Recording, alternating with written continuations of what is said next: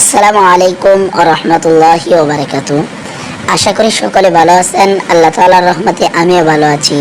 আজকে আপনাদের সামনে আমার খামারের নতুন আরেকটি ভিডিও নিয়ে চলে আসলাম। ভিডিওটি হলো যে ভিডিওতে দেখানো হচ্ছে যে পানিতে লেবু দেওয়া হচ্ছে। এটা কেন দেওয়া হচ্ছে, কিসের জন্য দেওয়া হচ্ছে, আজকে এই ব্যাপার এটা নিয়ে আপনাদের সামনে আলোচনা করব ইনশাআল্লাহ।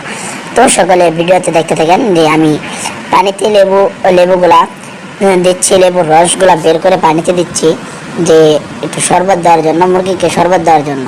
যে এটা দিলে মুরগির কি উপকার, আগে এই ব্যাপারে বলি। যে বর্তমানে প্রচণ্ড রৌদ্রতাপ এবং গরমটা প্রচণ্ড হয়ে গেছে। অতিরিক্ত গরমের কারণে মুরগির সমস্যা হতে পারে, যেমন হার্টের সমস্যা, তারপর মুরগির পাক জ্বলে যাওয়া, পাক ডানা মেলে দেওয়া, হা করে শ্বাস ছাড়ে, এইগুলা গরমের কারণে করে থাকে মুরগি। তো আপনারা এই গরমের দিন মুরগিকে কি দিবেন, যে পানির ভিতরে লেবু এবং আখের গুড়, যদি আখের গুড় না পান তাহলে সামান্য চিনি এবং লবণ দিয়ে পানিটা মিশ্রণ করে একসাথে ওই মুরগিকে খাবার খেতে দিবেন, মুরগিকে পান করতে দিবেন। তাহলে মুরগিগুলা পানিটা পান করলে মুরগির শরীর সুস্থ থাকবে এবং যে গরমের যে সমস্যাটা হওয়ার কথা ওই সমস্যাটা থেকে দূর হয়ে যাবে। মুরগি গরম সহ্য করার একটা ক্ষমতা বৃদ্ধি হবে।